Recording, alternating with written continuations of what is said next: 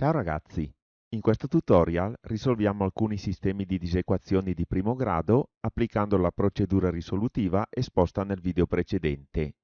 Questo ci permetterà di analizzare le varie casistiche che si possono presentare nella risoluzione degli esercizi di questo tipo e di capire come affrontare le situazioni problematiche. Per fare un ripasso veloce, iniziamo con un semplice esempio.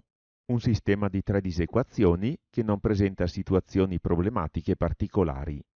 Innanzitutto risolviamo ogni disequazione singolarmente, portando a destra il termine noto e cambiandolo di segno, e dividendo per il coefficiente della x. Otteniamo dunque questi tre risultati. Procediamo ora con la rappresentazione grafica di questi tre risultati. Posizioniamo dunque i tre valori trovati sulla retta orientata, in ordine crescente dal più piccolo al più grande, tracciamo tre linee verticali che partono da questi punti e procediamo così. Per rappresentare il primo risultato dobbiamo porre un pallino pieno sul meno 8, poiché è presente l'uguale, ed andare verso destra. Per rappresentare il secondo risultato dobbiamo porre un pallino vuoto sul 5, poiché stavolta non è presente l'uguale, ed andare verso sinistra. Ed infine, per rappresentare l'ultimo risultato, dobbiamo porre un pallino pieno in corrispondenza dello 0 ed andare verso destra. Siccome nel sistema assegnato sono presenti tre disequazioni, l'intervallo soluzione è quello in cui sono presenti tre linee sovrapposte verticalmente, cioè questo. Possiamo dunque scrivere l'intervallo soluzione, che è l'insieme dei valori x compresi tra 0 e 5, con lo 0 incluso, poiché su 0 c'è un pallino pieno, e dunque anche il valore x uguale a 0 è soluzione del sistema, mentre il valore x uguale a 5, in cui è presente un pallino vuoto, non è soluzione. Proseguiamo ora con un secondo esempio in cui si presenta una situazione un po' particolare. Come possiamo notare, si tratta ancora di un sistema di tre disequazioni lineari, però quando andiamo a risolverle ci accorgiamo che due risultati sono quasi identici, cioè è presente lo stesso valore per la x. I valori da rappresentare sulla retta orientata sono dunque solamente 2 e non 3, poiché il 5 va rappresentato solamente una volta. Infatti, sulla retta orientata il valore 5 è unico, non ci possono essere due punti con ascissa uguale a 5. Rappresentiamo ora i tre risultati parziali. Per rappresentare il primo risultato bisogna porre un pallino pieno sul 5, poiché è presente l'uguale, ed andare verso destra. Per rappresentare il secondo risultato bisogna invece porre un pallino vuoto sul 5 e andare ancora verso destra. Infine, per rappresentare l'ultimo risultato bisogna porre un pallino pieno sul 2 e andare ancora verso destra. Per determinare l'insieme soluzione, dato che le disequazioni nel sistema sono 3, dobbiamo trovare un intervallo contenente tre linee orizzontali sovrapposte. Eccolo. I valori di x che soddisfano il sistema assegnato sono dunque tutti numeri reali maggiori di 5. Ci viene però un dubbio. Dobbiamo mettere o no l'uguale nella soluzione, visto che sul 5 sono presenti sia un pallino pieno che un pallino vuoto? La risposta è no.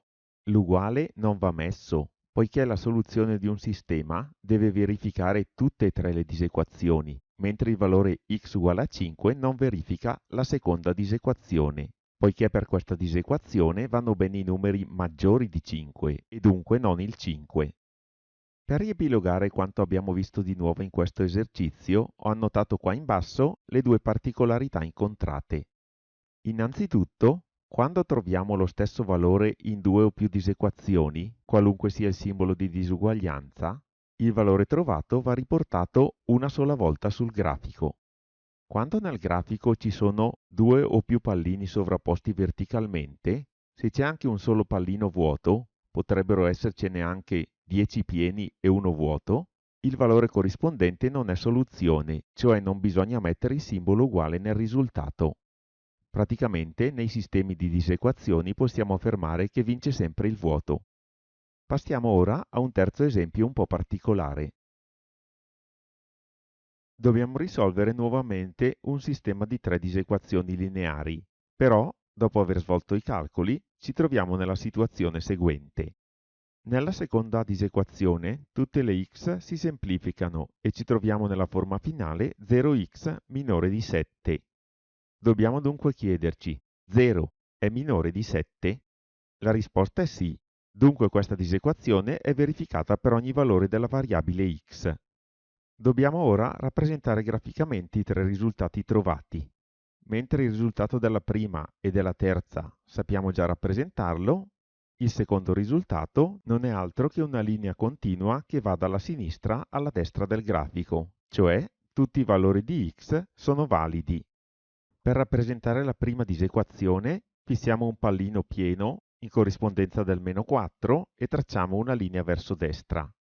Per rappresentare il secondo risultato tracciamo una linea continua dalla sinistra fino alla destra del grafico e per rappresentare la terza soluzione disegniamo un pallino vuoto in corrispondenza del 2 e tracciamo una linea verso sinistra. Siccome le disequazioni sono 3, dobbiamo trovare un intervallo in cui sono presenti 3 linee orizzontali sovrapposte. Eccolo. I valori della x che soddisfano contemporaneamente tutte e tre le disequazioni sono dunque tutti i valori compresi tra meno 4 e 2, col meno 4 incluso. In questo esercizio abbiamo dunque imparato come rappresentare graficamente una soluzione del tipo per ogni x appartenente a R, cioè la soluzione di una disequazione sempre verificata. Passiamo ora al quarto esempio. Anche questo esercizio è molto simile ai precedenti, però dopo aver svolto i calcoli ed aver rappresentato graficamente i risultati, ci troviamo in questa situazione. Abbiamo un sistema formato da tre disequazioni, ma non ci sono mai tre linee sovrapposte verticalmente. Dunque, non esiste nessun intervallo in cui le tre disequazioni sono soddisfatte contemporaneamente.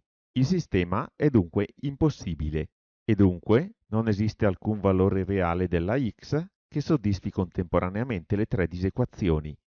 Il caso di sistema impossibile si verifica anche quando una delle tre disequazioni risulta essere impossibile, poiché quando andiamo a rappresentarla graficamente manca la linea corrispondente.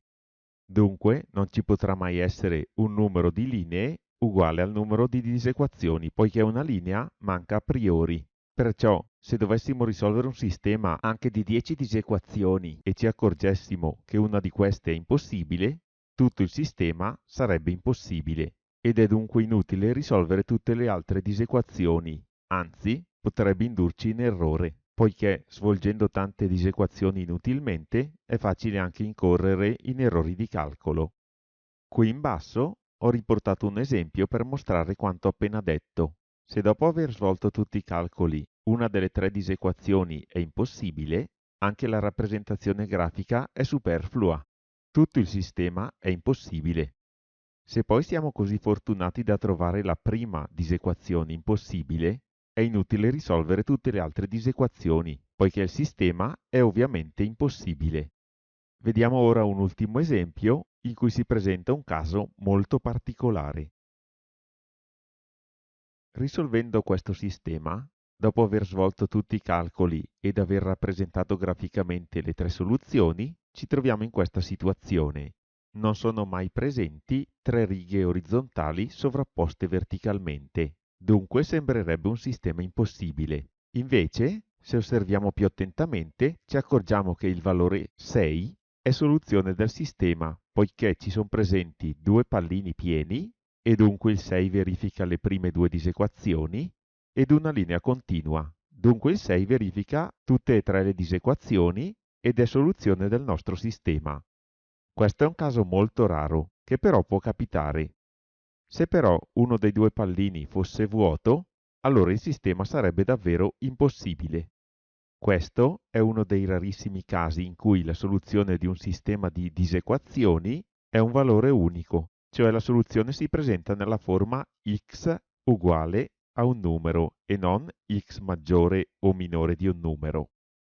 Prima di concludere il discorso sui sistemi di disequazioni di primo grado, voglio fare un'ultima considerazione.